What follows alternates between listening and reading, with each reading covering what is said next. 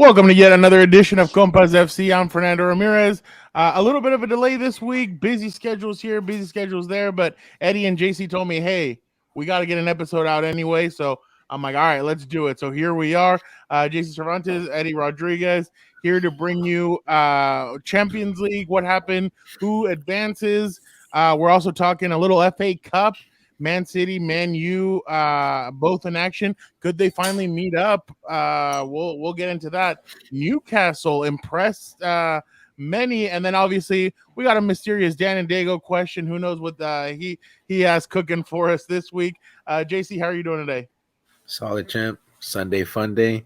A lot of recap. Let's get to work. Eddie, we do it for y'all on a Sunday. Here we are. I know Eddie's looking forward to the Dan and Diego question of the week. I know he always love is. It. So let's Can't just wait. get into it. Obviously, Napoli was one of the teams that everybody had picked going to the final for Champions League, and they end up getting upset by AC.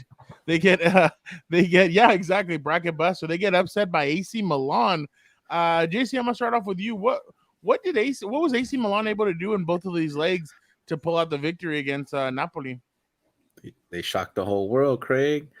Honestly, they caught me by surprise. I know defensively they were pretty strong, right? AC Milan through and through. That's what they do. It's Italian football, right? But Joao really is just the big difference maker. You can't afford to lose out on a guy Osimhen if you're on the Napoli side, but you still had a bunch of chances. I'm not going to butcher his name, but 77 for Napoli was out there absolutely just destroying, and he was doing his job. He was making things happen. He had a lot of 1v1 chances, second leg, first leg, and he had a lot more second, obviously, because Ossi's creating a lot of space, but Milan really just got their goal, defended it out, and then really just Joao, huge difference maker for them. The guy just looks to be, hitting his stride right at the perfect time, and they're going to go on a run. Here we'll go. Eddie, what did you make of this matchup? The stars must have aligned for Milan because pregame it looked like old school San Siro to me. The tifos were going, the crowd was jumping. It was crazy, and you love to see two Italian teams in a position like this. And that's what we're talking about. Serie A coming back and trying to be one of the best leagues in the world again, but. What I saw was a lot of defensive things from Milan. They did their job. They hunkered down. They were on the back foot, to be honest, and it was Napoli who had most of the clear chances. You hate to see Politano going down so early. I thought he started the matchup pretty lively. You needed Tonali and Theo Hernandez out there to try to stop the guy, and they couldn't until he got injured. I think Lozano came in, and I don't think if he was ready for the moment or not, but I don't know. He didn't play a great game.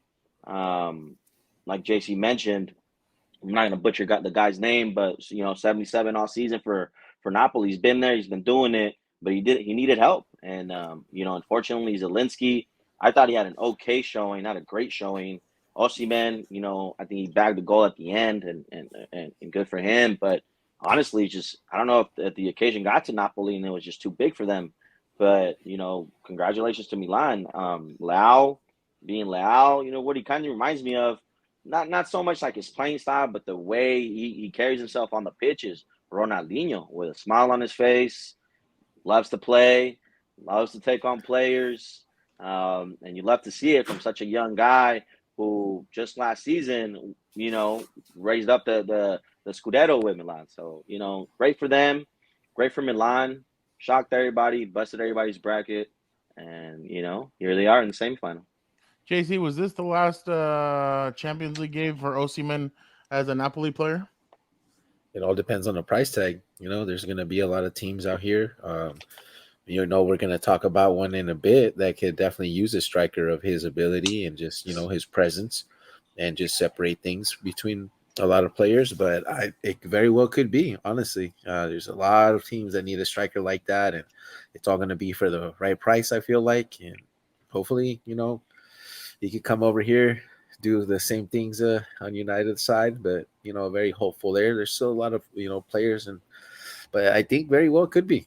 That goal could be the last one he wears in the Champions League Napoli uniform. Eddie, when you think about Theo Hernandez, it feels like he's come a long way from the Madrid days and the way he's kind of grown now. Do you feel like maybe he is right now one of the best left backs in the world? I mean, absolutely. You know, it kind of reminds you of like Marcelo, the way he was pushing up and down when he first arrived to Madrid. Remember, when Marcelo got to Madrid, he wasn't a left back; he was a left mid. Yeah. So Del Hernandez is doing a lot of both. Both. He's going up and down. He's linking up the play, and then when he gets caught off position, that's when you have a player like Donali that can slide in and provide some of that defensive cover.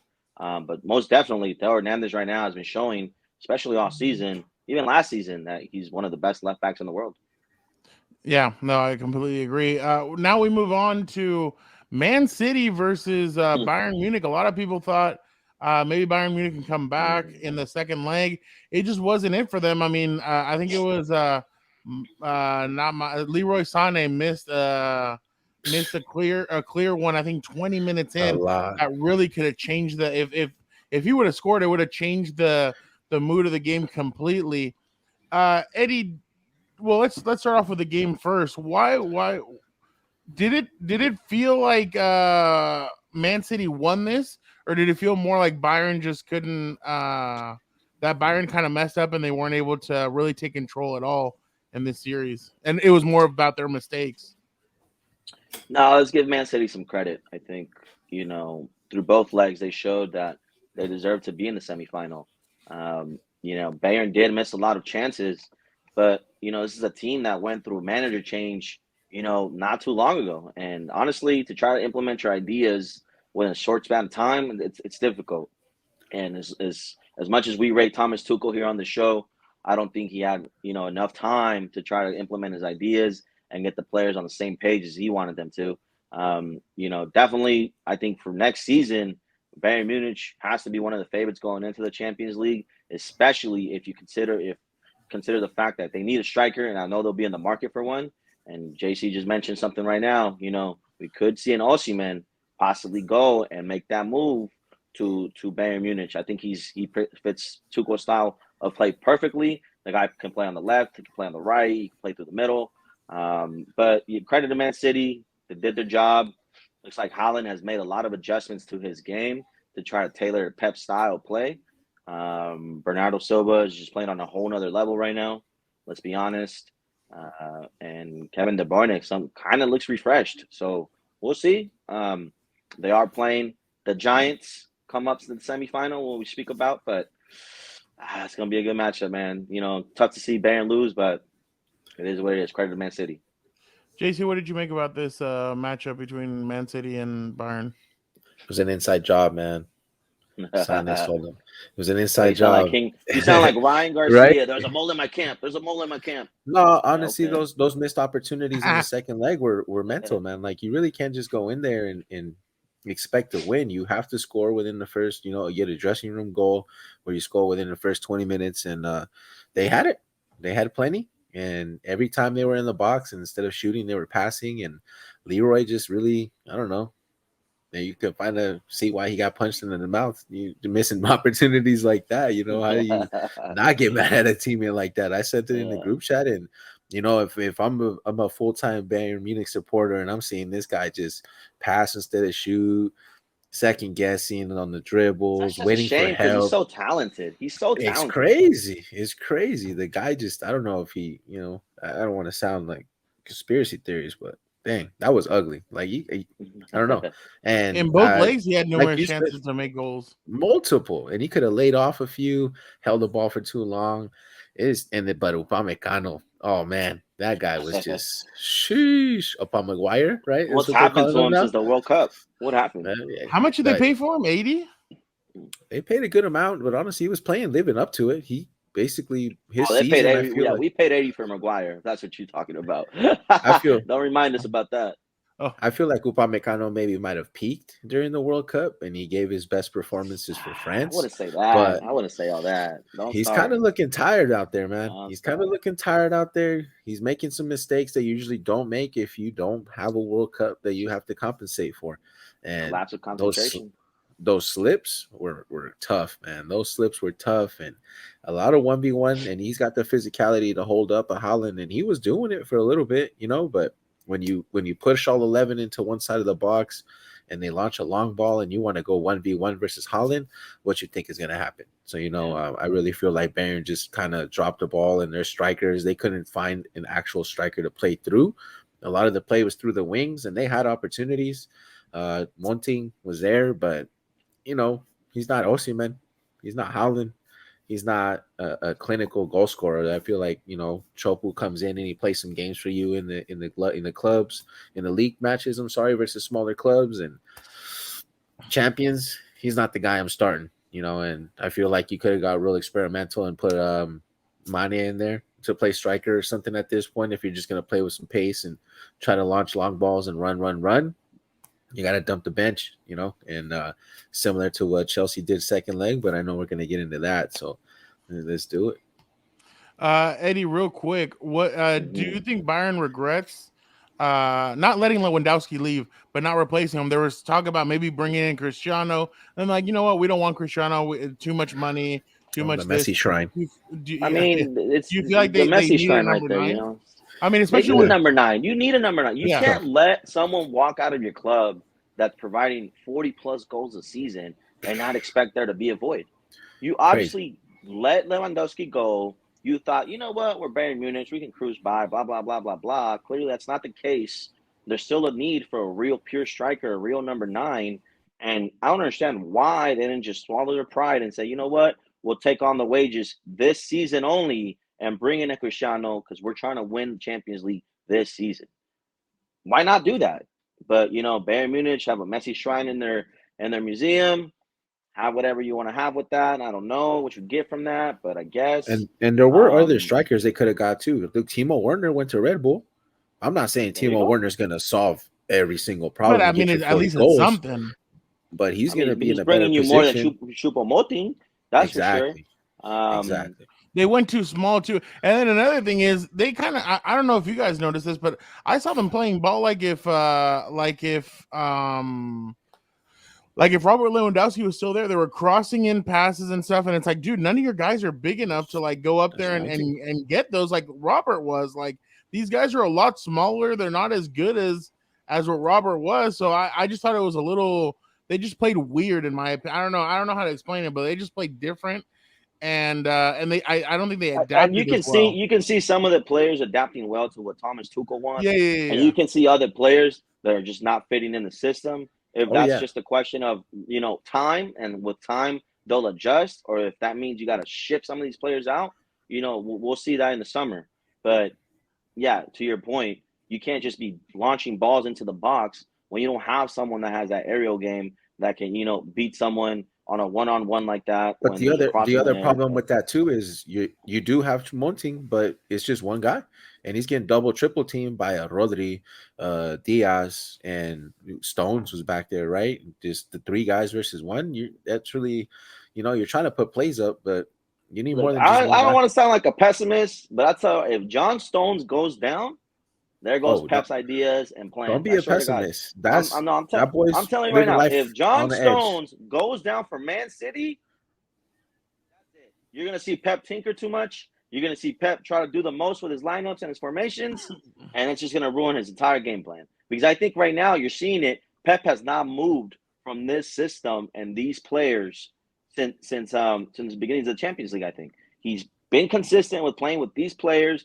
this lineup. And there's a reason for that, and that's because John Stones has done a great job of sliding in at CDM next to Rodri when he needs to, and then sliding back into the center back position when the team's under threat. So if John Stones, if I'm Real Madrid, I'm targeting John Stones. I don't care what you say. If John Stones goes down, there goes that team's lineup, and there goes Pep's chances to win another Champions League. Do you think it now, JC, does it kind of distract Man City knowing that they're obviously back in the Premier League with Arsenal kind of bottling in, and then they play each other this week, but that the FA Cup final and the champion, like, do you feel like it might be a little bit too much and maybe he'll start overthinking because, I got to rest players for this, or I got to do this for that, and maybe he'll overthink just like he has in the past? 100%. I alluded to it last time we were talking about it. Is the match fitness is going to be the most important thing, and Pep being Pep and knowing him, and he's going to want to think about his results first and not really think about player fitness because you've seen him run players into the dirt pretty bad throughout his career and waste away some quality talent just because he refuses to rest him. His demand is a lot more, and his ambition sometimes is bigger than satisfying player fitness. And we said it last time, we'll say it again. If any of these starters, one of your midfielders goes down, like a De Bruyne, or you can survive without a Foden. You're seeing it, but De Bruyne is getting tired. Bernardo can't play every game. Lately, De Bruyne to me has looked tired. Bernardo can't play every game. I thought he's looked refreshed. Rodrigo, I don't think Rodrigo could, But I think they have 2 games in hand in the Premier League with Arsenal. I think 2 games in hand. So technically, I think right now Arsenal are the ones that are battling to maintain first place, because if you have 2 games in hand, you're Man City, you think you're sitting pretty. But they're 1 or 2 players going down, like J.C. said, to this whole thing going down the dirt. So we'll see what happens. It's tough, Player and they're going to have tough matchups. They won their semifinal 60-plus games a season ain't easy. And playing just 70 minutes plus every season. Every game of that season is the most difficult. Well, and Holland isn't used to playing this many games either in the backstretch of and that's who I'm really most interested in seeing if he can stay match fit, because I really do believe that the guy is right there living life on the edge the same way as the Stones. And you've never seen Holland get injured, but there's a first time for everything, and you never know how he's going to react up until his injury. His players are different after injuries, and until you get one, you never know how your body's going to react. But the mental portion of it is the craziest part. And I mean, that's why, like, if we look at the NFL, that's why a lot of teams don't repeat, because you're just so exhausted after such a long season, doing it for so many years. And like in football, you see it too. It's like so many years of competing. I mean, Pep's teams are always in these competitions, like it or not. They're always in these competitions late in the season. That stuff comes back and takes. My problem is that people want to dog on the sport, saying it's all finesse, it's not physical. A 60-plus game season is physical. It's demanding. It's just you're not playing games every 3 days. But it's not even 60 games though. It's also like then you go play for your club and country. So it's like they're playing a lot more games than what people even realize. Like you go play for your club and your country. You do tournaments. You're doing tournaments with your club and country. I'm with Tony Kroos, and like what JC said and mentioned here. Like I'm not gonna feel sorry for someone who plays a profession, a sport as a profession. I'm never gonna feel sorry for something like that. But I am going to say that we're not lunatics here, and to say that it's not demanding. You can have the best physios in the world. You can have the best facilities in the world. It doesn't matter. It's playing that many games, traveling that many miles does take its toll on the body. And 100%. And we'll see how Pep manages that, because that's one thing he hasn't been able to manage very well with some of his players, is managing the game time, managing player fitness, and at the later portions of the season, making sure that his top players are ready to go. So we'll see. It's gonna be interesting. He's gonna keep it. He's gonna keep playing these guys. He wants a treble. Nobody has repeated a treble in England since United did a couple of years back, and he's got it on his mind. And I'm not saying he's got tough matchups on the way, and these teams aren't gonna let it happen easy. So he's gonna have to play these starters, and he better be careful, because he's 1-2 injuries away from. If he plays a team that has nothing to lose, just be careful, man. I'm just all saying. Hey, they're there. There's plenty of teams there. That is true. Moving on real quick to Inter Milan beat Benfica 5-3 on aggregate to the advance, which obviously sets up an Inter versus AC Milan. I think the last time there was a Champions League like that, I think one of you guys sent it, like, or maybe even San Siro is gonna be crazy. There was beer bottles thrown into the stadium, like it was just crazy madness. But what did Eddie? What did you make of this matchup between Inter and Benfica? Benfica bottled it. Honestly, one of the hottest teams in Europe. You're scoring goals for fun. You're facing an Inter Milan team that, in my opinion, didn't really have a lot going for them this season, and they shocked the world. But what I am excited for is an Inter Milan final or semifinal at the San Siro. Might be one of the last ones, because that stadium is going to get tore down very soon. And it just brings back those vibes from when we were watching Serie A growing up, where the stadium was buzzing. You had the pyros going. You had the rivalry. It's gonna be great, but this matchup here for sure. Benfica left a lot to be left desired, I guess. Inter Milan shocked the world. I don't know if they're gonna play this well against Milan, but Lukaku is somewhere that other strikers are not, I guess, at the moment. So semifinal of a Champions League. Do what you want with that. But what I do take away from this is not so much about the game, but more transfer news. What's going to happen to Bastoni coming in the season? The guy's stock just went up. We're talking about 40, 45 million.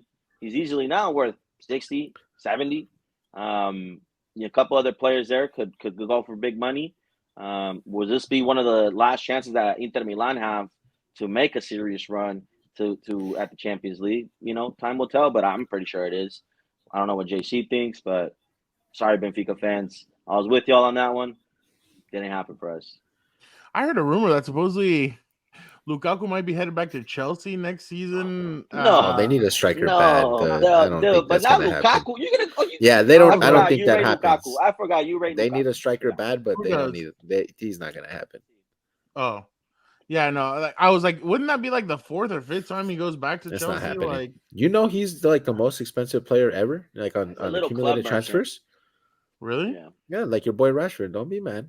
We're gonna save that for a little bit. JC, what did you think about the Inter Benfica matchup? Well, I'm not surprised. I never thought Benfica really had the quality to beat them out. I think really like they say, the hungry dog runs faster. And Inter, big dog, really hungry. You know what I mean? And they showed it in that game. Both legs, they outran, outfought, and they outplayed Benfica in just about every level of the game. And this second leg really just put it on its head, because they just bagged goals and they scored an early goal too, first half. And Zeko out there all of a sudden just wreaking havoc on these Benfica center backs. Like, bro, the guy's on his third win now. He's well past the second win, and he's over there running amok on them. Like, Benfica, what are you doing? And I feel like Benfica really had left a lot on the table, and they needed to prove themselves a lot more. And I feel like they were in some instances a little big headed, and they thought they were just gonna walk through Inter, and they're like, all these old guys and this team right here done got it. And hey, they got punched in the nose, and they didn't know what to do. Watch out now. It's my day. You know what I mean? And that's what it is there. And shout out to Inter. They eyed that final. They knew what was happening with the brackets is, but to be honest with you, I really don't like this whole redrawing groups and the way that they're playing home and away now. I'm not a fan of it. Make the bracket, run it through. Don't pull balls out and try to make these matches and try to set these scenarios up. And I just San Siro last game, right, for champions, cool, fun times, but come on, we need to have more quality games. I feel like these games really one-sided, and this one kind of just. You don't think that Inter Milan game is gonna be equality? It is, but I'm saying leading up to it, Benfica Inter. Remember, JC, like even since around the 16, JC's been saying that it's been a pretty bad.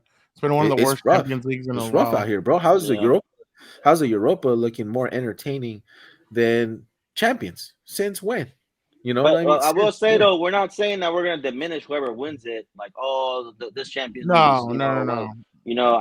Even in Man City, when I'm not gonna sit here and say like, oh well, this Champions League this year was like pretty bad. I'm not gonna say nothing like that. But there is a point to what you're saying. The Europa League has been a lot more interesting this season. Lights out.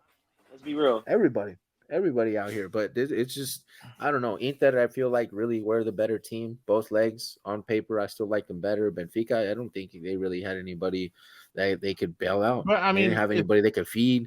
They didn't have anybody that they could be like, hey, that's our wild card. That's our guy. Like, they lost Enzo, but what do you do? Like, it's not gonna make or break their game. You know what I mean? Like, it's just not. I don't believe that Benfica really had a leg in this.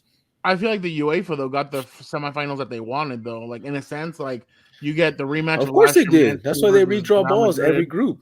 After every stage, just go and redraw. Like, for what, bro? Like, we don't do it for the World Cup. You get AC Milan versus Inter Milan. Like you have basically two big matchups that I think I mean they're going to be happy with, especially And it's because been like that forever. Like you get to your top 2 games right on Tuesday, and then Wednesday, nah, I'll pass. Like I'll be okay. I'll live if I don't watch these games. Like, oh, I missed that. Like, oh wow, whoop-de-doo. Like, but it's you know what funny I mean? because like it's kind of recycling because like last year Real Madrid played Liverpool or they played PSG, they played Chelsea, Man City, and then Liverpool. Well, now this year they've played Liverpool, Chelsea, and now they're going to play Man City. So it's like literally on their side, Between it's kind of between 3 of these teams in the semifinals, I think they share what is it, 24 Champions Leagues, and then Something there's like City that. that don't share nothing. That's Yeah. crazy within itself, right? yeah. You got three of the most historic teams in the Champions Yeah. League. The You most got winningest teams. Inter Milan that's won 3, and the most recent was a treble with Mourinho. Then you have AC Milan with 7, with that crazy generation they had, like in the 05, But I 04, mean, 03. even if, in my opinion, even if Man City Ancelotti. gets past Real Madrid, Ooh. I don't even think AC Milan or Inter like would be like I don't even think it would be an easy route from like if Man City beat Real It's not Madrid, an I don't easy even think game it'd for be anybody. It's yeah, not an easy exactly. game for anybody. It's a one gamer. You see the headlines that I'm leading up to? Ancelotti, Madrid versus Milan. Ancelotti used to be captain Yeah. of Milan. Madrid, last time he scored 2 goals, I think it was against Real Madrid in the Champions League, one of his last games for Milan. So it's like, is this made up? Like, is the stars aligning for that? Like, that's kind of crazy, man. Like to think Okay, about. Starboy. I'm just saying, like, what kind of matchup that would be for Ancelotti? What kind of Hey, emotions will we be showing? Well, and it's in you know Because he knows. it's in a crazy place. It's in wow, Turkey, so it's like far away from both he's Italy got and unfinished Madrid. So business it's over not, there in Istanbul. I'm just saying. So, yeah. Mm. No, I mean it'd mm, be crazy, but mm. real quick, Trying let's to. just touch on that Are they still real fast. refunding Liverpool tickets? Do you know? Book Uh, it. Hey, real hey, Are they still did showing Klopp book up? the Europa Conference League final Are for they next still season or are what? they still doing I'm just like a group asking. flight or something? Like are they still doing that or Where's the final gonna hey, be? don't forget Mohamed Salah still looking for his revenge game against Real Oh, Madrid. oh yeah Salah. yeah. Oh well, Yeah, I they need think a Spider-Man respect for 4 is gonna release before that happens. yeah, they need Oh, a they need a respect for Mino and pay that guy. you Don't know let what's him funny is that they keep on like he gave him everything. I saw somewhere that Letting Mohamed him Salah was go. like, oh, I'd love to go to La Liga and everything, and they're like, oh, Real Madrid. I'm like, dude, Real Madrid have a like, if they needed a right wing, they already have one. I mean, they don't Wow. they don't need Mohamed Salah. I mean, Rodrigo scored 2 goals against Chelsea. I mean, he did a really good job. Ever since Ancelotti went to that 4-4-3 or 4-3-3, it's been really aggressive. I mean, obviously you have like we said, he put Camavinga left back. You have Toni Kroos, you have Modric, and you have Valverde, and then up top you have Vinicius, Benzema, and Rodrigo. That attack has been really working, and I feel like that's kind of what Ancelotti might go for in the first leg against Man City to maybe see how it works. But going back to the Chelsea, I mean, what did you see against?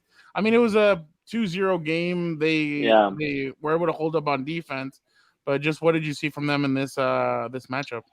Just a deflated team, honestly. Really just scraping by. They've had a really poor season.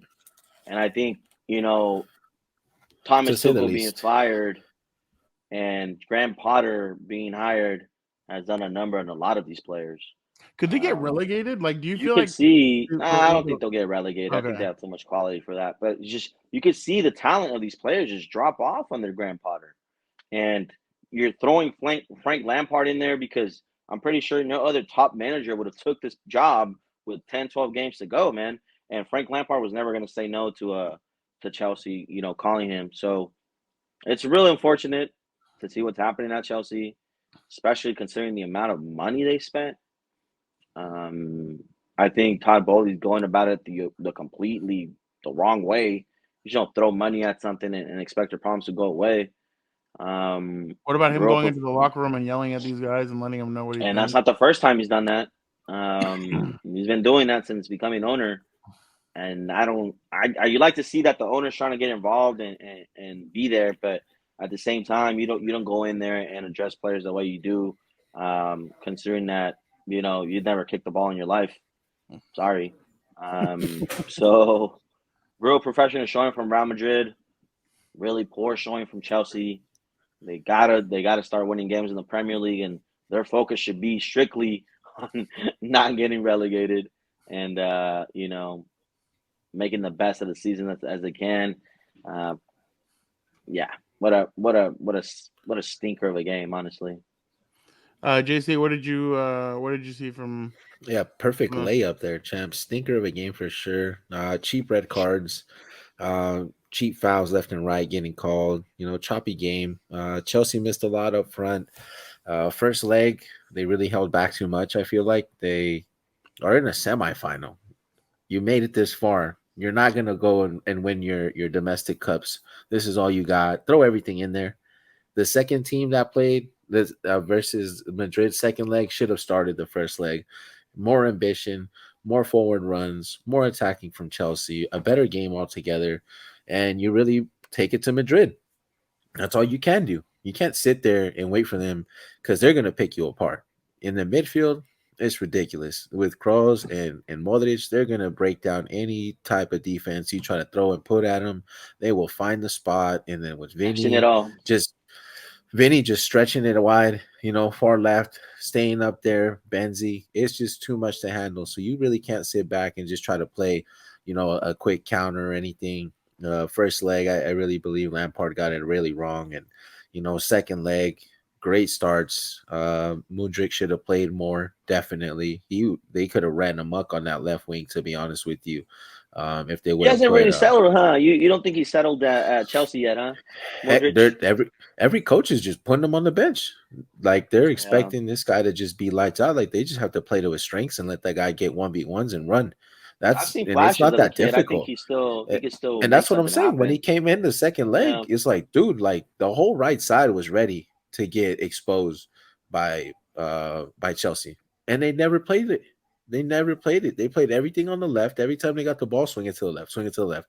And the 3-4 times they went to the right, Madrid was exposed. So the Ancelotti really has to be ready for that because there's a reason why this guy Guardiola started Maris.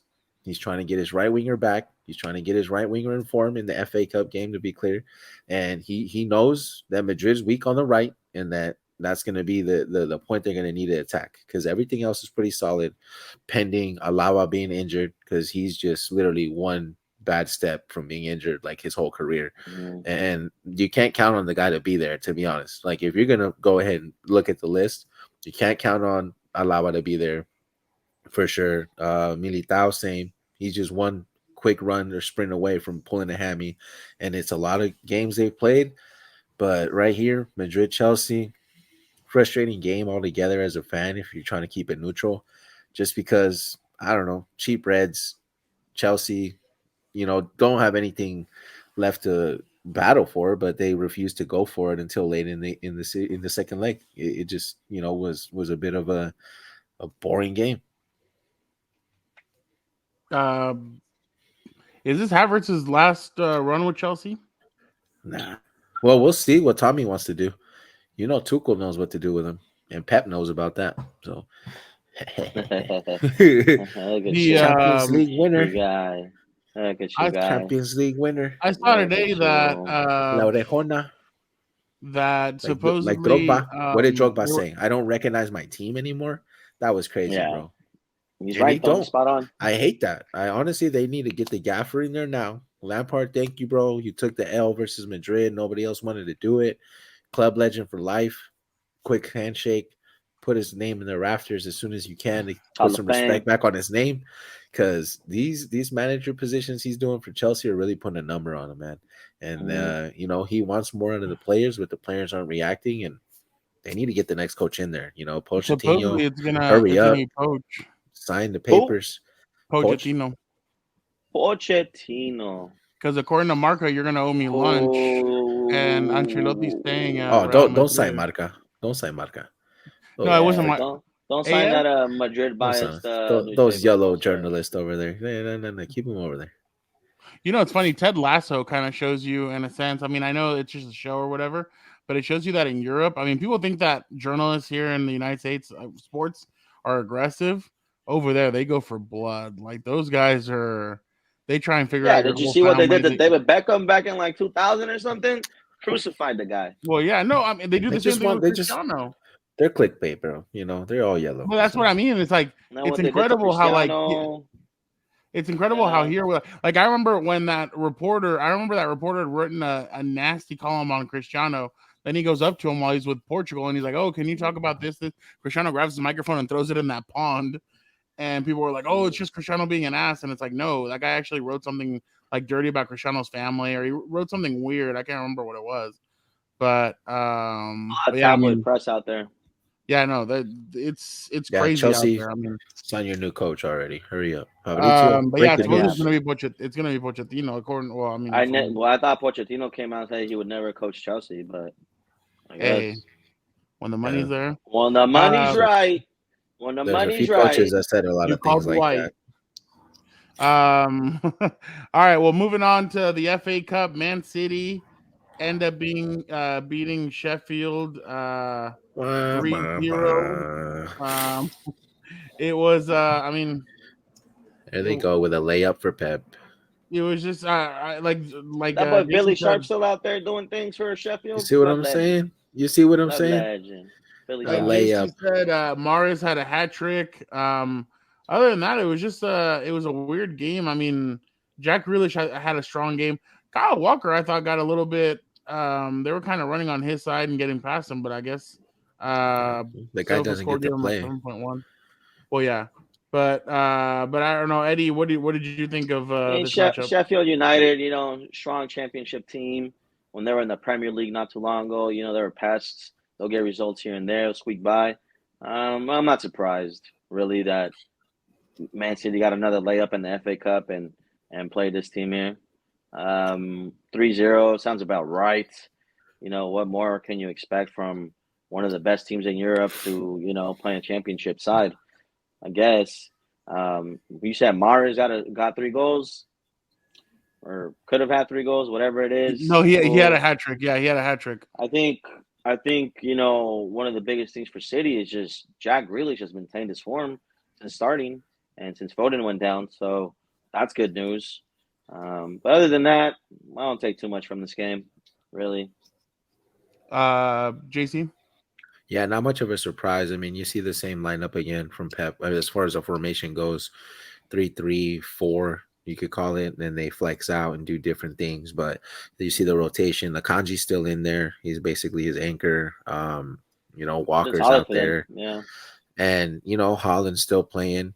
Subpar game, but that's just because Mahrez, and that's what I feel like was his game plan here, was to get his right wing ready, because they're going to need all 11 positions to be at 100% when it comes next leg for the Champions League. And Laporte playing a game, finally making an appearance. You almost forgot the guy played for Man City just because he's so deep into the bench hitting. Wasn't he the best defender in the world at one point? Yeah. Hey, that's what they were swearing by, right? City fans are quick to forget about that, huh? Shoot. Yeah, funny. Now they love John Stones again, right? Go figure. What did Johnny do to them? But yeah, and that's kind of what you expect this game to be. A nice little layup there for Pep to go ahead and rotate a couple players after a tough, second leg that he had to go and run about. And Premier League is crazy right now, and they have to be able to rotate players somehow. And this was one of those games, and it was almost a perfect game for them to go ahead and settle a few guys down and keep a couple guys in there. And the fact that they got off to an early start really just put the game into their hand, and they didn't really have to press too much. Sheffield sat down, low block per usual, like everybody who tries to play Pep. I'll never understand why they don't want to go 1v1. And yeah, they do have the better quality and stuff, but it always frustrates the guy when they play these teams that are just real chippy and they man mark and they just go in there and they'll bang a couple players left and right. But it's what you expected to see. 3-0. The only thing I'm seeing here is looking forward. You move a couple guys out here and there, but if Ron Mahrez is going to be your starting right winger, you're going to have a few problems, Real Madrid.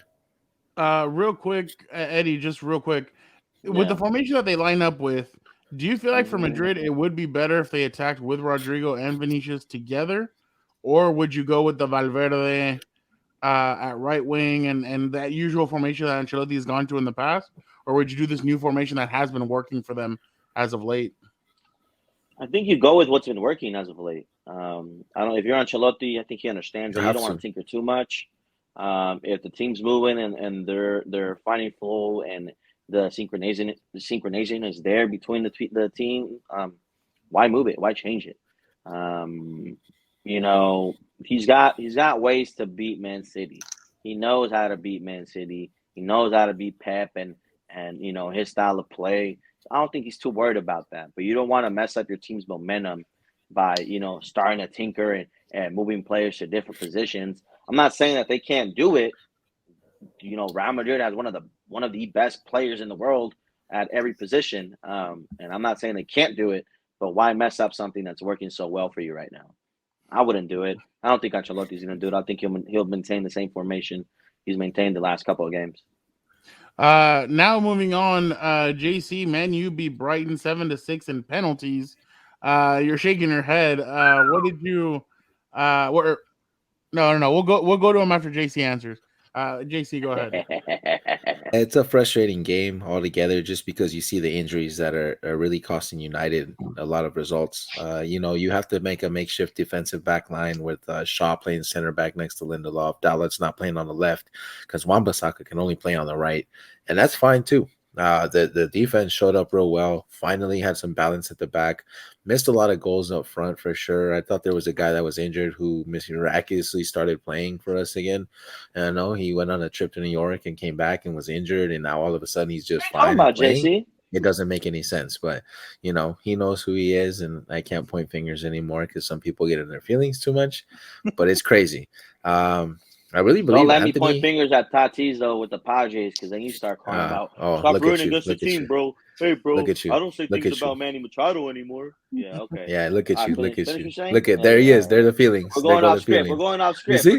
There go the feelings. And there go the feelings. They can give, but they can't take. Look at them. Look at them. Listen. Feelings. Like the guy's paying them or something. No more black. No more. You know what I mean? And that's my point. Is he was anonymous the last 3 legs, and the guy's nowhere to be found. Mr. Lord and Savior himself, nowhere to be found again. And Anthony's really kind of, doing the brightest side, I guess you could say, between all the wingers that we have playing. Sancho, where are you? 100 mil for what? Looking like good old 007 antics out here. Second guessing himself every chance he gets. And it's frustrating just because of the injuries, but it's good to see now that you have something you can work with in the back line. So if you're not going to run Shaw at the back next to Lindelof, now you're again hoping the injury bug doesn't hit you. Casemiro playing with Eriksen and Bruno Fernandes is still the best 3 midfield partnership that we have up to date. I haven't lost a game with those guys playing in the midfield, and the majority of them have been wins. And, we produce a lot of plays up front because we're solid in the back. The hair, don't even get me started. It's just crazy. He had like 4 saves in this game and kept the tie. Give me saves, and he spilled a bunch of balls he should have caught, and he could have got cheap rebound goals per usual. Mad Ten Hag came out and basically said he's the one with the most clean sheets in the Premier League. You're telling me he's not a good goalie? Come on. Now you're going against the Gaffer too. Are you done? Now you're going against the Gaffer? That's cool. You got Drew right here. You got some Drew right there. You done? Are you done? All right. You done? I will hold some guys accountable. Done. It's okay. No more. It's okay to hold guys accountable. You don't always have to be a fan. I hold everyone accountable. Yeah. All right. Where were you versus Europa League?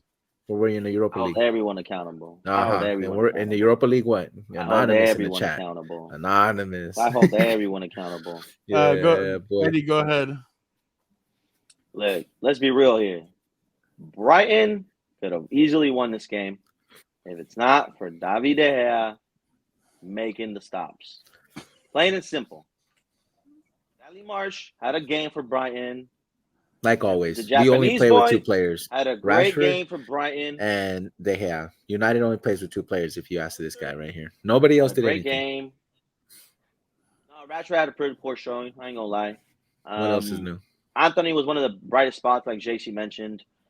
Where's Bruno Fernandes? These are the type of games you need him to step up and really start creating for United. I don't think that he's got nobody to give it up to up there, guys. What do you want him to do? He wasn't really doing his part. There's not a killer up there.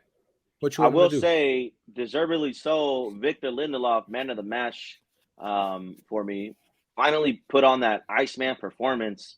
We know he's got it in him, but he just needs to trust himself more. The guy real can play reason from the why they didn't back. score, but it was really De Gea, though. Whatever, for sure. The real reason they didn't score was because Mhm. Wan-Bissaka was out there making miracle Look, plays, but and Victor according to you, Lindelof De sniffing Gea. out danger, and on Well, De top of Gea that, had an De 8.2, Gea JC. making some crazy saves.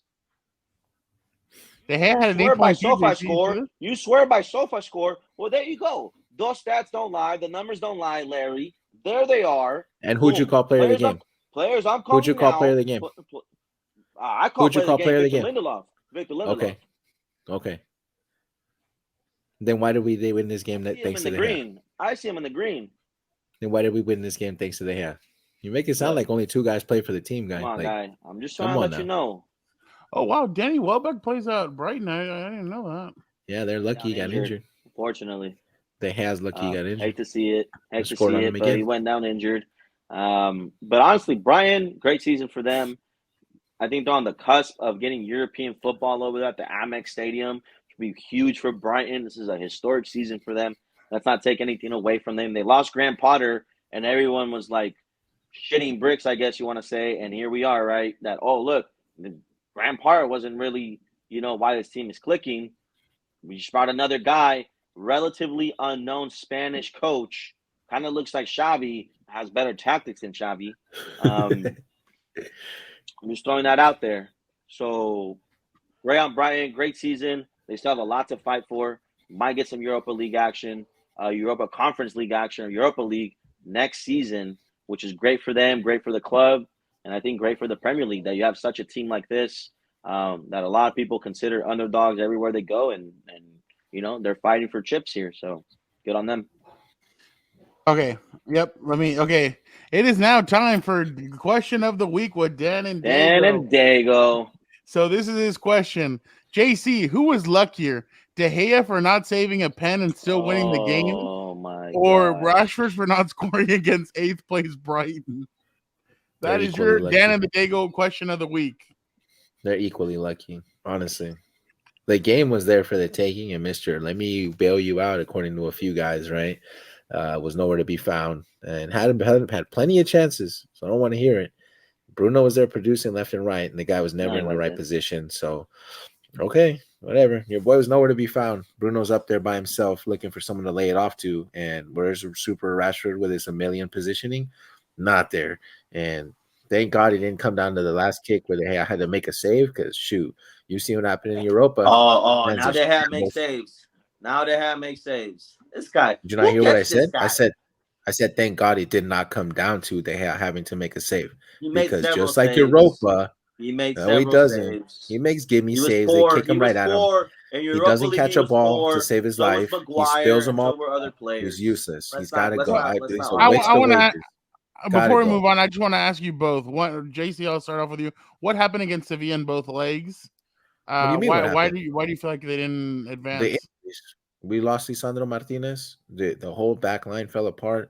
They were just there for the picking after that. You lose. So this is what it is. The gaffer brought in his players who will play with his coach and play his way, and they're getting results. And look at them. They were up early. Martial was looking like young Henry out there running the mud with the footwork and running up and down on him. And he was producing. Sabitzer bagging goals. Sabitzer. Really. Savage. And guess who was passing the ball? Martial. This is like freaking DreamWorks for United fans. It was DreamWorks for me. I'm walking around at work watching the game. What I'm doing, not doing what I'm supposed to be doing. Like Conor McGregor at halftime. We're running amok. We're running amok out here. And then what happens? These bug hits, and then you got to count on a guy that's useless, like they had to go ahead and earn his wages. And look what happened. Look what happened.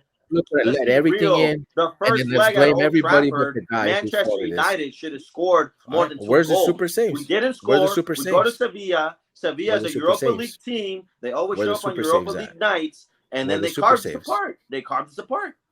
Where they super saves at? We won thanks to De Gea. Where we at? We lost. We didn't lose thanks to him. He didn't make saves. How did you see the loss against Sevilla? What was the biggest reason why they lost against Sevilla? Look at no accountability. Who, everybody me? Get ready. Yeah. Everybody get ready. No, I'm Zero accountability. Definitely Maguire and definitely De Gea. I'm not gonna lie. If both of them were really poor, JC thinks I don't hold people accountable. You don't. It's your first time because I put you on blast. I just don't. I'm not like you. It's the first time. You're on live video right now. That's the only reason why you're doing it. I come here with the facts. I watch the game. I watch the game. Everybody. I'm analyzing everything. I'm looking at it closely. Yeah, right. Look at it closely. I do that. Boom. Yeah. De Gea and Maguire. How many goals Rashford scored? Second leg. Couldn't bail us out. All right. Huh? I ain't gonna lie. Super God 10 couldn't score a goal against Sevilla.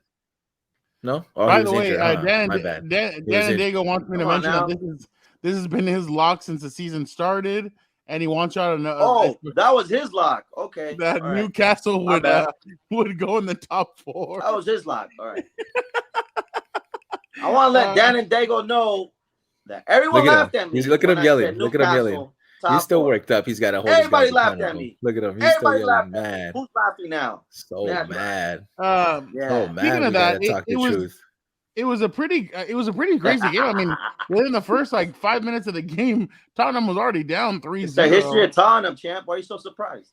No, I mean it was just interesting to see that they just got down so quickly and they just got throttled by. That boy Isaac is a different guy. I told you about him. Isaac, crazy. Right. What did you go hyping guys because they're playing bottom feeders? Oh. now I'm hyping guys like that. All right, but don't. What about Bruno Guimaraes and Jolinton? I don't know. You only talk about Isaac. I don't know. You tell me. I know they're there. You act like they don't play there. What did you make about this game and this result? Typical Tottenham. This is a typical Tottenham result. Typical. And I've been saying this all season. I don't know what Conte did to this team. That look how they're still playing. This guy really did a number on them. A number. And I think Harry Kane needs to realize that he needs to go. He needs to go. Bayern Munich is an option. Thomas Tuchel likes and fancies Harry Kane. Get Harry Kane. He'll give you 3-4 years. That'll be, that's a match made in heaven for Harry Kane. Tottenham fans, look away. I don't know what's going on with your club, but I'm sorry, man. You guys are gonna be fighting for 10th and 11th place come next season. You're not gonna be anywhere close to top 6. Harry Kane, you're leaving the club. I know you're leaving the club. No matter what the circumstances, no matter if Daniel Levy comes to you and says, "Hey, we're gonna spend 300 plus, give us a chance." No, it's time for you to move on. Lloris, we talk about bad goalkeepers and bad goalkeeping. He looked just like De Gea. JC fancies Lloris. He looked just like De Gea. That's I never in my life have fancied Lloris. But credit expose to me right here when I fancy Lloris. Newcastle closing the season strong, baby. Closing the season strong, making sure they have Champions League football at St. James's Park next season. It's gonna be an exciting team to watch next season.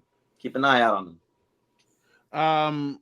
JC, do you feel like Lloris is one of the it just feels like after the World Cup, he has just been he's trash. He was trash for France. He's trash his whole life. Yeah, but I mean the previous World Cup, he had a strong World Cup, and it's ever since this one. You kidding me? You seen who was defending in front of him? Oh yeah, Varane. You could have put me back there. They're getting shots off on me. You kidding me? He's always been a shaky goalkeeper. I thought my guy was gonna be the number 1 goalkeeper for France. Man, that should have been, but he got injured though. You seen him for AC? You seen him for AC doing it. All I got to say. Don't tell some Mexican fans that Ochoa's gonna come for. Yeah. Watch out. Watch out now. All I gotta say about this game right here is Tottenham. Conte told y'all. He exposed these kids. They go out there. What Conte? What Conte tell us? Run the tape, tell us, bro. Run the tape. Thank you, Fabrizio. Excuse for the players. Okay, continue to do this. To find excuse for the players. You do only this. Excuse for the players. Yeah, but the players maybe my future, and then they lost confidence, they lost spirit, they lost to be a team. Excuse. Try to protect every time, and this situation. Come on. We are professional. We paid. The club paid us a lot of money. The players receive money. Me receive money. You understand? Not to find excuse and spirit, or don't show the sense of belongings, or don't show sense of responsibility. Exactly what it was. I know. Exposed. Okay, his and there it first is. season at Chelsea 5-0. was great. And then what happened Boom. after that? Boom. Boom. It's the buck stops with the coach. Okay? The buck stops with the coach. Conte couldn't implement his ideas. So then he goes to the media and starts crying about it. Listen. Again, making excuses. You're not going to hold players accountable. You see? He's making excuses. I don't want to hear it. You're not holding players accountable. I don't want to hear it. I don't want to hear Conte losing 6-1, and you're still blaming Conte. Look at you. You don't hold players accountable. Just prove my point. Thank you. Newcastle finished top clip, 4. Oh, they should. They should. Then Man United better be careful because they could get passed up real quick. Eddie, did Newcastle finish top 4? That's my lock of the season, champ. You know it. They're top 4. Look at him, Matt, because he's got to hold players accountable. Look at him. Moving on. Last Wednesday was Diego Cocca's first game against the United States. It was more of a friendly, obviously. One second. All right, we're ready. It was Diego Cocca's first to try some Pepto-Bismol, bro. But obviously it was his first matchup against the USA. It was more of a friendly. Obviously, players like Christian Pulisic and all these other guys are still in Europe. They didn't come and play with Team USA. It was more of their I guess secondary here. It's a made-up cup. Let's say yeah, definitely made-up game. You could totally tell, but it wasn't pretty. Mexico scored a goal late. It's a typical Mexico game. Mexico had all the chances, and they scored late, and then USA came back and tied them up on I can't remember who the defender was, but it was just a terrible angle. They get mixed up, and the dude for the USA scores, and it's just not a good look for Mexico. But Eddie, go ahead. What did you think of Diego Cocca's first game against the USA, even though it wasn't, obviously, like I said, the full USA squad? What do you want me to say, champ? This game is horrible. It was horrible from the beginning. A lot of these players shouldn't even be on the squad. I don't care if you took an all Liga MX squad. There's better players in Liga MX than some of the players that were on that pitch. I never rated Antuna. I don't even know how the guy's going to call up. He did debut 2 young guys. Good for him, I guess. Cervantes finally got that start. But, you know, if you're looking at that MLS, or not that MLS team, but that USA team, you know, on paper, you think that you have the better team. But your tactics are just not there. Where are your tactics? What was Mexico doing to, you know, I didn't understand his game plan. Let's be honest. I didn't know if he wanted Antuna and whoever was on the other side to run down the wing and cross the ball in, or if he wanted to play through the middle. There was no cohesion whatsoever. I was falling asleep watching this game. It wasn't even that interesting. Shout out to the guys that are rocking the red, white, and blue, though. You know, they stuck to it, and they got the goal to tie the game. I guess, you know, whatever made-up cup this was, pretty boring. I know we're all waiting for the semifinal that's coming in June. That'll be the real test for Diego Cocca. Not this made-up, you know, I guess, you know, walk in the park Sunday league game. You got to see some players that you wouldn't see play for La Selección. Like I mentioned, a lot of these players were just like Liga MX players that are perhaps sometimes fringe. They're on the cusp of getting the call up, but they don't really ever get the call up. So, you know, we saw a couple of those guys there. But again, Diego Cocca is not the solution for La Selección.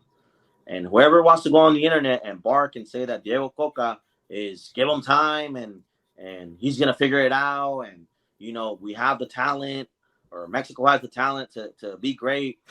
You may have the talent, but without the right coach, we just seen that at Tottenham. You might have the talent, but without the right coach in place, that talent's just not going to bear fruit. And if the Mexican Federation wants to waste 6 months of this 4-year process on testing out a manager like Diego Cocca, well, that's a bigger issue, right? And that's the issue we've been having with the Federation for years now. So, stinker of a game. A lot of casual fans over there in Arizona. I don't know if they're expecting to see Chicharito and Andres Guardado come out. To their disappointment, those players weren't there. But yeah, this game was boring. All right, thank you, Eddie, for that one. It sounds like it's like the Europa Conference League trophy. Eddie or JC, what did you make Hold of? on, Cam. Before JC says anything, you're not gonna sit here and try to disrespect Mourinho again. You're just not gonna do that, champ. We're not doing that on this podcast. We're not doing that. I'll walk out. You want me to walk out? I'll walk out. No. No, but seriously, he's already mad. He got to hold players accountable. Look at him. Look at this guy. Look at him. Don't start. Look at him. All right. Look at him. JC's mad that he can't admit that they had a great game. Yeah. Europa League centers. So how do you hold players accountable? I don't. I didn't expect Rashford to do that. They had to win this game. They had How many goals he let in? Did he have a great game? You go by the numbers, Larry, and he didn't have a great game. He did not have a great game. He had an average game. Average game. 8.2 is an average game for a goalkeeper. They kicked the balls right at him. That means he's busy. That means they kicked the balls right at him, doing things that maybe other goalkeepers might have not done. Are you done? Peter Schmeichel came out post-game and said, Peter Schmeichel, you're going to disrespect Peter Schmeichel now. Are you done Peter or you Schmeichel finished? came out and said, are you drooling, without bro? David You got some white De Gea stuff in right goal, here, dog. You got without some white stuff David De right Gea here. in goal, Man United might have lost Get it off. I just don't want to hear it, Are you done? Stop. Are you done? Stop. Are you done? Give the guy a contract. Give the guy a contract. Are you done? Give the guy a contract. Give the guy a contract, DC? Are you done Give lying? the guy a contract. Again. You know what? I saw a tweet over the weekend. Some guy, this guy named Totally Cristiano, who's a Real Madrid fan, he put, "I love fax machines" after the Sevilla game. He put, "I love fax broken fax machines." All you Real Madrid fans are crying, wanting De Gea to go. At the time, he was the best goalie in the world. The guy even made a FIFA 11 Pro. Come on now. I don't want to hear it, guy. Just don't. JC, what did you make of Diego Cocca's first game against USA? New manager, same garbage. Same thing they did with Martino. There's bringing a whole bunch of Liga MX players that we can try out that are never going to play, wasting away talent, wasting away people's time. Arizona fans, step up your game. Don't go to these games. Don't go to these games. Why are you showing up? Why are you giving them your money? That is the problem here. That they keep showing up and they keep reporting these losers that come up and get call-ups for no reason. For no reason. It's stupid. They make a friendly in the middle of a freaking tournament that's about the whole Liga MX is about to go start playing in the finals, and here we go. Like, we're gonna go ahead and stop this to go ahead and make a quick money cash grab, and let's go play USA real fast. Like, dude, like, no, it's garbage, it's trash, and all you guys supporting Cocca and saying Cocca this, Cocca, there's no CV. There's no CV to back it. Out of nowhere, he wins 2 cups with Atlas, and now, let's throw him in there. Man. He's the next guy. I'm a believer now, quote unquote. I'm a believer. Come on, bro. ESPN writers and all that fun stuff you guys are trying to lie about, just to name a few. Stop lying, bro. Stop trying to hype the guy. Stop trying to get clicks. Stop trying to get love off of this. Bro. Be yourself. You know it's trash. You want me to get on Twitter and buy myself a blue check so I can look official too? Don't start. That actually would be funny. Obviously, before I let you guys go, just want to hit you guys with one what's on social media. Let's do it. Obviously, you know what? I'm gonna hit you. I'm just gonna hit you with one. We got time for a little bit. All right, I'll hit you with this one. This was pretty interesting. I think you guys would get a kick out of it. Look at this.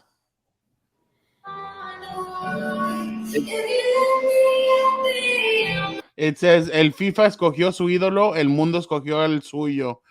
Basically, it says FIFA chose their idol, which is Messi, and the world chose theirs. And it's a lot of different athletes from all over the world, whether it's kids, it's adults, it's professional, it's minor league, whatever it is. It's all these athletes doing the C from the celebration that Cristiano Ronaldo does. That's funny. I just seen a video of someone saying Messi's World Cup highlights and a bunch of penalties. Oh, I saw that too. Yeah, I saw that one too. Look at this one. Like these are literally little kids playing in the back. I mean, obviously, like it's little kids just playing, and boom, the kid hits it. The icon of the 21st century for the sport, guy. Come on now. Yeah, no, I mean, yeah, exactly. I mean, everybody wants to be him. Everybody, the sporting icon. He's up there with Michael Jordan. The guy's crazy. Yeah, definitely. So I just wanted to. I think JC will get a kick out of this one real quick. So Leao the other day scored a goal, and he started pointing at his head. That's and right. They asked him, "Oh, did you do that for Marcus Rashford?"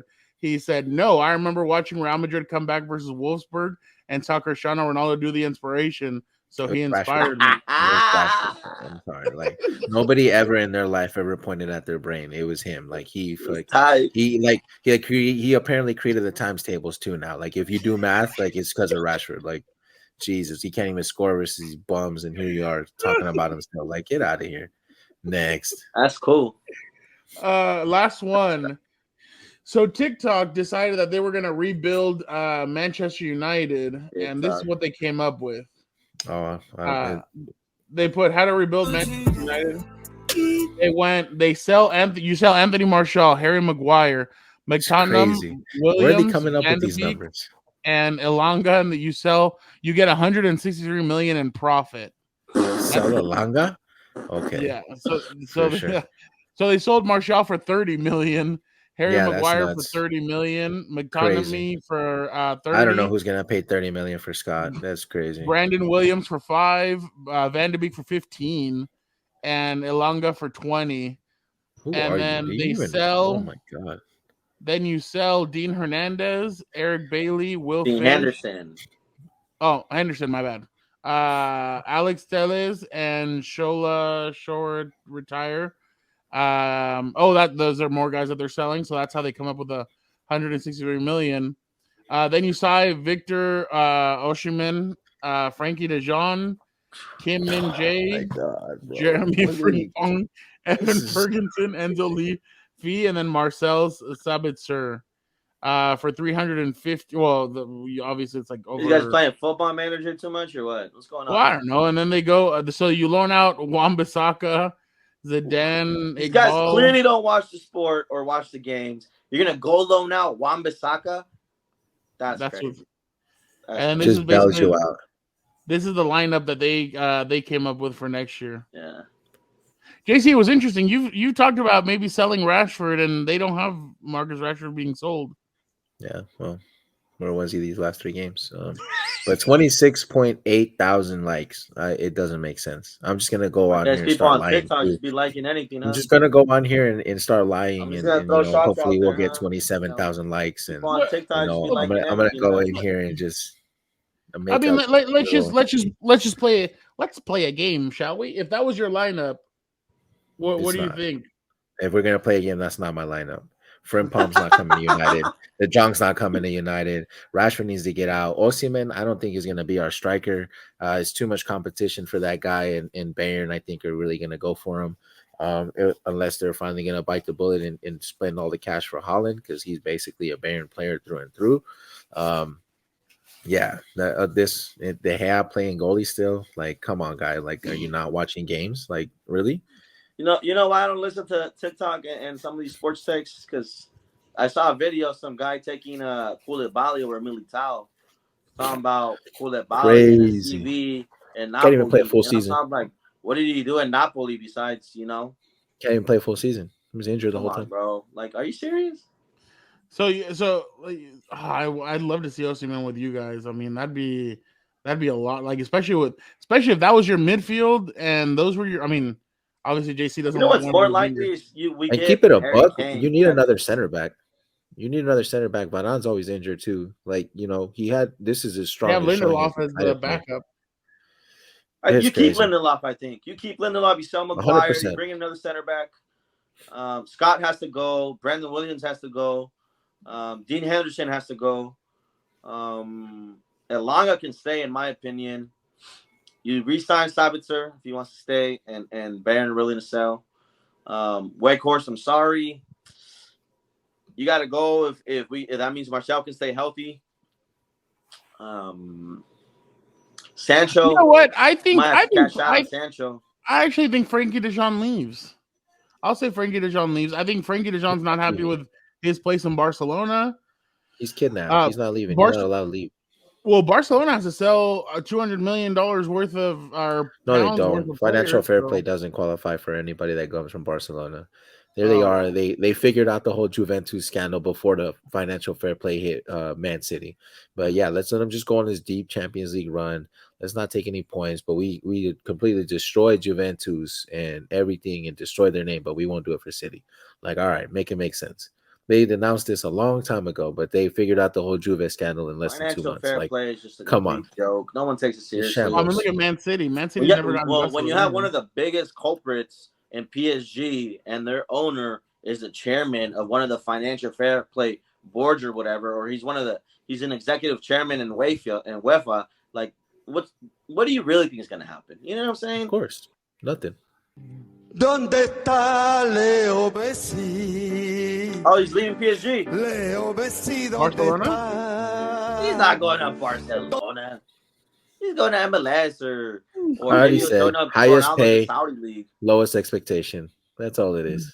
Lowest expectation, highest pay. Well, we appreciate you guys for checking out another episode of Compas FC. Like we said, a little delayed, but we're still here, bringing you all the latest. We will be back this week for an episode. There's a lot of very good football to be played this week. Obviously, the biggest matchup is Man City versus Arsenal. That's going to happen on Wednesday, so this episode will drop Thursday morning. So definitely it should be exciting. We're doing it a little bit earlier because I got NFL draft coverage Thursday, Friday, and Saturday. So make sure you check me out on Twitter. Check out What's Up Bolts. Dan and Diego and I will be bringing you the latest on what's going on with the Chargers draft picks. On Compas on the Beat, we'll bring you the latest on what's going on in the rest of the NFL. And don't forget to check out Compas on the Beat and everything we got going on. This week's episode will be leaning more towards the draft. Gilbert and I do mock drafts and we present them to you guys. Let us know what you guys think of them. Everything else, House of Horns, Gilbert has you covered on what the Rams are going to be doing in the draft. And like I said, Compas FC will be dropping an episode Thursday on what happened with the rest of the last couple of days in the world of football. And don't forget to check out Combat Compas as well. I know these guys were excited for it. Everybody, I think, around the world was excited for Ryan Garcia versus Tank Davis. Nobody was excited about that. Nobody was excited about that. Gilbert and I, well, not the fight, but everybody was excited leading up to the fight.